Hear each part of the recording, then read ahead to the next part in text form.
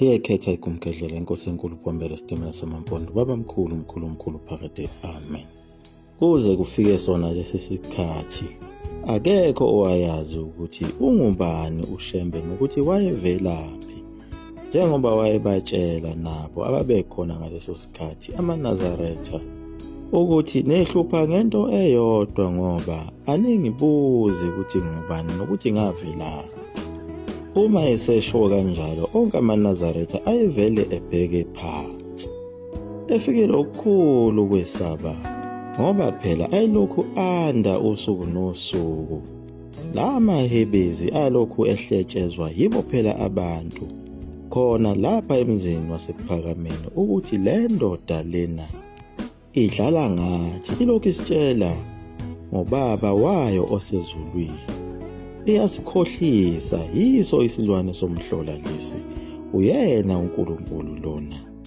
AmaNazaretha ayibuzana wodwa ngaleso sikhathi ukuthi nisho ngani ukuthi ngempela ngenzeka ukuthi uye uNkulunkulu. Amanye phela ayifakazisa ngaso isigameko esenzeka khona entabeni yaseNhlangakazi, lapho uShembe khona akhomba ngeminwe yakhe emibili phezulu esibhakabhakeni kwavela ilanga lesibili. Kodwa lelo langa elavela lapho ngako kukhonjwa uyena uShembe esibhakabhakeni lalikhanya kakhulu ledlula leli langa elijwayelekile. Ngaleso sikhathi abanye phela babebukela wona umgidi kukhala isigubhu nophondo. Ilapho wahlakazeka wona phela umgidi, abantu bebaleka bememeza bethi umhlaba uyabhubha namhlanje. Lelo langa lalilokhu lehla kancane kungathi liyasondela kuyo intaba. Abanye babeqhubeka nawo umgidi bethembele kuye phela uShembe, bebuka yena lapha elokhu ehla enyuka nawo umgidi ebonakala ukuthi ujabule. Ilapho wazwakala khona esethi, ha bantabami, izulu elisha selifikile. Wayesho lawo magama abanye ababesele entabeni babejuluke bemanzi te, bejulukiswa yilo phela uvalo, ngoba abanye babengasabonwa nangokhalo ababethi phela bazonikela enkosini becele ukuphila kanye nazo izinsiza ababenazo emakhaya. Yiyo leyo ndaba yebanga lokuxokozela okwakukhona lapha ePhakameni ukuthi lo baba usifihlele induku emqubeni. Akekho umuntu ongakhomba phezulu esibhakabhakeni bese kuvela ilanga lesibili. Nakubo abaprofethi basemandulo abakwazi bekwenze lokhu. Bonke ababelalele leyo ndaba naleso simanga esenziwa kuye uShembe abenqekuzisa amakhanda ukuthi impela uNkulunkulu uqobo lwakhe. Babexoxa lezi ndaba kanti balalelwe yilo India leli lokwakuthiwa ngo-Aaron elase lizinikele lisonta khona lapha ePhakameni. Njengoba nayo uShembe ngesikhathi efika kuyo le ndawo yaseNanda wahlala emzini walo India okwakuthiwa nguPhasariya. U-Aaron waqhamuka nenye futhi indaba eyabathusa abaningi, njengoba babezixoxela phansi lezi ndaba bengafuni ukuthi phela uShembe abezwe, njengoba wayehleli phambili laphayana esihlalweni sakhe ngaseMosethemba endlini yamakhosazana. U-Aaron India lathi ngelinye ilanga kwakusetshenzwa khona entabeni eNhlangakazi uMbiwa, nawo amakhosikazi ebhizi nemisebenzi yawo namakhosazana ayebhizi eziwashela. Ilapho kwaphazamiseka khona inkuzunga yetshe eyavele yaqhuzuleka khona lapha entabeni isuka phezulu, okwakhala wonke umuntu waba zibhodonga iginqika itshe libheke ezansi lapho okuhlala khona amakhosazana. Ngaleso sikhathi amakhosazana ayenganake lutho eziwashela, amanye ezidlalela ngamanzi ethelana ngawo. Naba bezama ukumemeza kodwa amakhosazana ayenganake lutho, amanye ayezilalele phakathi emadokodweni. Ilapho leli tshe lalofike libonde onke amadokodo libulale wonke amakhosazana ayekhona lapho. Naye uShembe wayesathe gozololo, kodwa ngokuzwa umsindo wabantu abamemezayo waphuma ngokushesha. Walibona lelitshe eligijima ngesivinini, wabona ukuthi kuzobhujwa, ebese izitha ziyajabula kakhulu.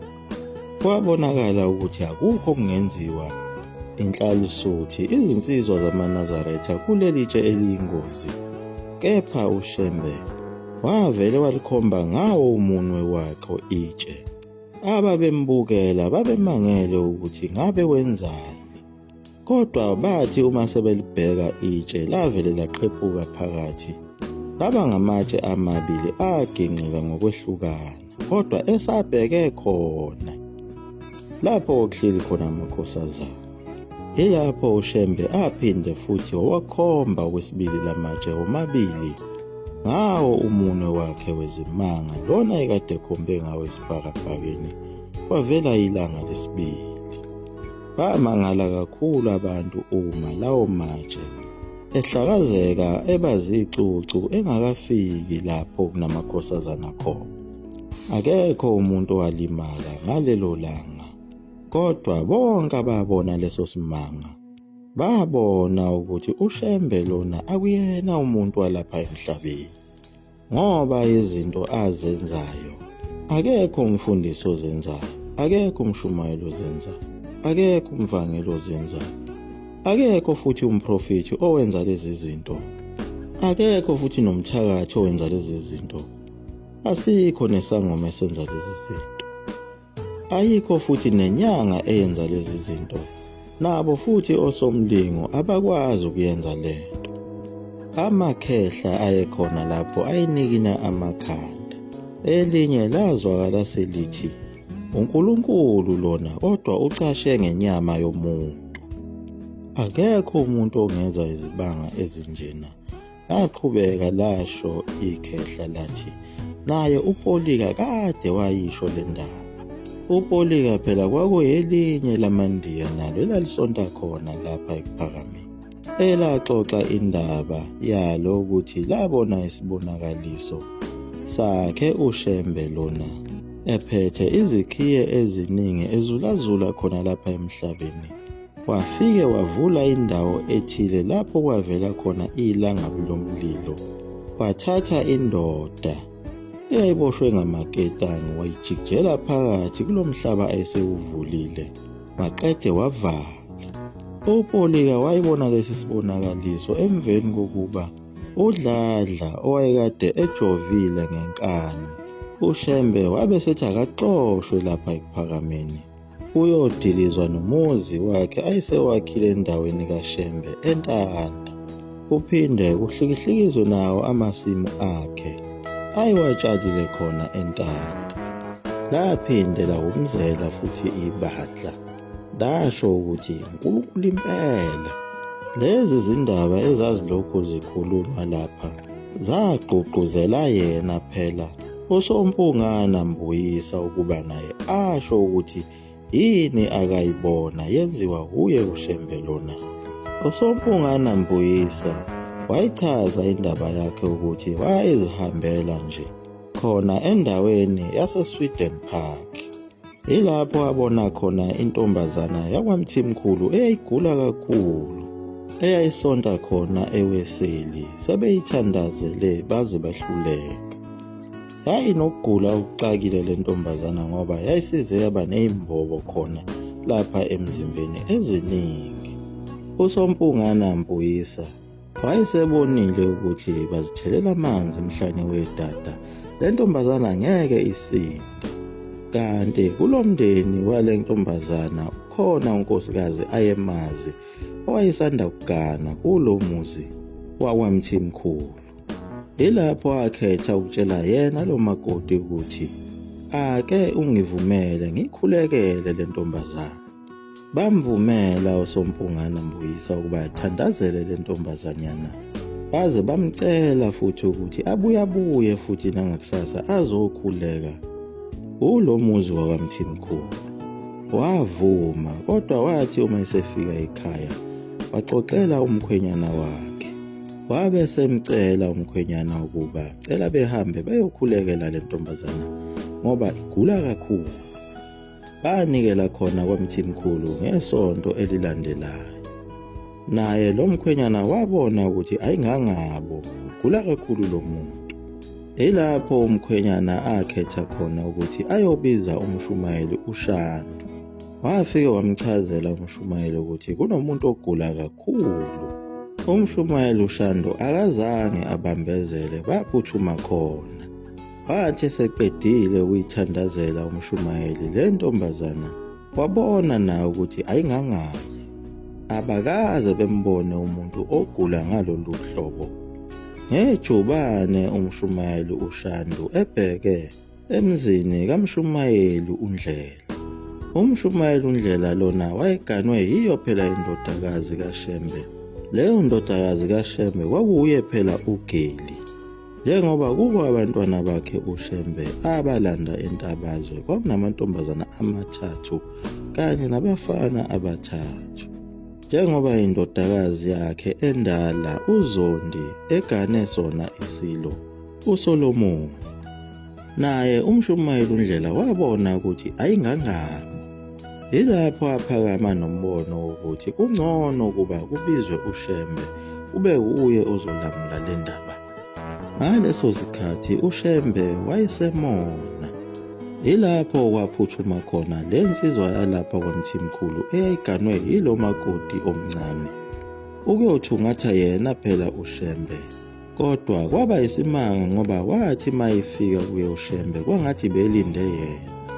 Wathi uyaqala nje ukuvula umnyango, wathi uyaqala nje ukuvula umlomo, uShembe wabe sephakamisa isandla. Wathi mntanami sengizwile ngizofika kusasa. Yethuka le nsizwa kaMthimkhulu ukuthi ngabe uShembe usezwe kanjani.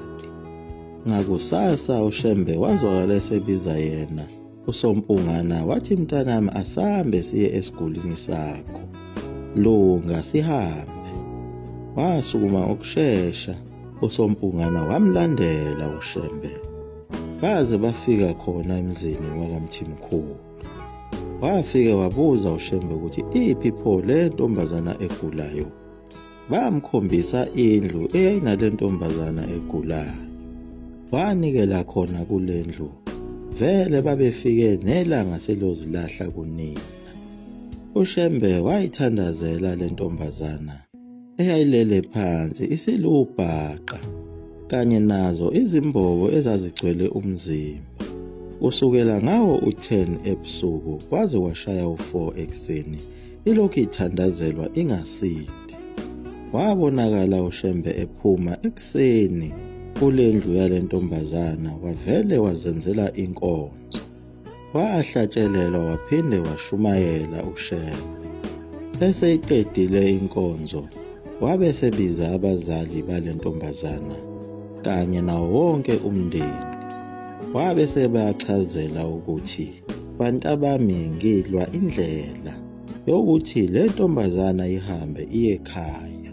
Kodwa indlela yayo ayikhanyi, imnyama bhuqa. Uma ngilalele abasezulwini bathi le ntombazana yakhulelwa ingaganile. Yikho kanye lokho kwenza indlela yayo ibe mnyama futhi ivaleke. Badumala kakhulu abomndeni wakhona kwaMthimkhulu ngoba babe nethemba lokuthi phela uShembe hleze ayisindise lengane. Kodwa ngenxa yokuthi yayonile, amathongo akuleli khaya ayesevale indlela yayo. Bekufanele sengabe kade yashona. Waqhubeka uShembe wathi kodwa manje indlela yayo seyivulekile. Kepha ngeke isaphila kulomhlaba, isiya ekhaya elizayo. Abazali bayo babelusizi bechiphiza zona izinyembezi ngoba phela indodakazi yabo yayilele ilubhaqa phansi, ingasakwazi nakho ukukhuluma, ingenamandla. Kodwa ngawo umkhuleko kaShembe yazwakala isiphefumulela phezulu. Abazali bayo basondela eduze kwayo. Ilapho khona esiqala khona ukukhuluma. Le ntombazana yathi, manje sengiyahamba, kodwa bengayiboni indlela eya ezulwini. Le ndoda ebengithandazela bengithi umuntu wasemhlabeni, kodwa cha, akasiye umuntu wasemhlabeni, umuntu kaNkulunkulu. Njengoba bengilele ngithule laphana bese ngihambile kulo mhlaba. Ngithe uma ngifika ezweni elingaphesheya ngabona into eyisimanga esangweni lakhona. Bekumi le ndoda, iyo kanye le ndoda engenisa abantu kuleya ndawo lapho siya khona sonke. Bekukhona nazo izingelosi ezimbili, enye imi esandleni sokunxele, enye imi esandleni sokudla sale ndoda. Njengoba sengiphila ngibuyiswe yiyo le ndoda emhlabeni, yathi angixoxe le ndaba. Lapho bekumi khona le ndoda bekukhanya kakhulu, ubungakwazi ngisho ukubona ngenxa yokuthi bekuxhopheka. Ubekhanya ngisho ngaphezu kwelanga. Kule ndawo ebengikuyona ibiyinhle kakhulu. Ilapho lo muntu angikhombise khona isidumbu sami ebesenyanyeka ngingasafuni nakusibona. Kodwa ungincengile ukuba umphefumulo wami awubuyele kuso lesi sidumbu. Ngizobuya masinyane. Yaqhubeka le ntombazana kubazali bayo yathi, ningakhathazeki. Nangaye umntwana wami lona engizonishiya naye. Umbheki wasezulwini uzoyigada ingane yami. Yaqhubeka le ntombazana yathi, ngicela ukuthi nilinde. Ningabe saya kolala, nithandaze. Ngoba sengizowushiya lo mhlaba ngekhathi zabo-4 ekuseni. Uma sekuzoshaya abo-4 ubobheka iwashi mfowethu, ningenzele umthandazo. Nangempela insizwa yakhona lapha ekhaya kwaMthimkhulu yayilele obenyoni. Bavuka ngawo 3:15 ekuseni bazokwenza umthandazo. Wathi sekusondele sona isikhathi sika-4 ekuseni kuthandazwa. Abanye bomndeni bekhala. Ilapha esizwakala khona intombazana ibiza yena umfowabo ukuthi usalibhekile yini iwashi. Yavuma le nsizwa yakhona kwaMthimkhulu. Yaphinde yabisibiza naye uSompungana Mbuyisa. Yamcela ukuba asukume ayilungiselele. uSompungana Mbuyisa wasukuma wandlala kahle icansi phansi. Yabe sisukuma intombi yakhona kwaMthimkhulu yalala kulo leli cansi. Yathi ingalala nje kuleli cansi bonke baguqa ngamadolo bathandaza. Bathi beqeda ukuthi amen bakushaya u4 ekuseni. Insizwa yakhona kaMthimkhulu yasondeza ilambu ngasekhanda layo le ntombazana. Yabe isibona ukuthi usehambile impela, njengoba wayishilo udadewabo. Kwabe sekuqhuma sona isililo. Kwenzeka nje konke lokhu uShembe wayekade azihambela ngenxa yokuthi umsebenzi wakhe wayesewuqedile. Kwakungezinye zezindaba ababezidingida khona ekuphakameni, bephikisana ngakho ukuthi lo muntu lona sengathi uganga ngathi. Kodwa bagcina bevumelene ngokuthi uyimpela uNkulunkulu lo muntu. Ukhona emhlabeni aphinde abe khona futhi ezulwini. Kodwa yena akathi pfu. Uthi uyisikhonzi senhlupheko, isichaka sasezulwini. Liyaguqa lapho ekumgedlela mzula ngafutha umkofu into emnesuka phakade. Amen.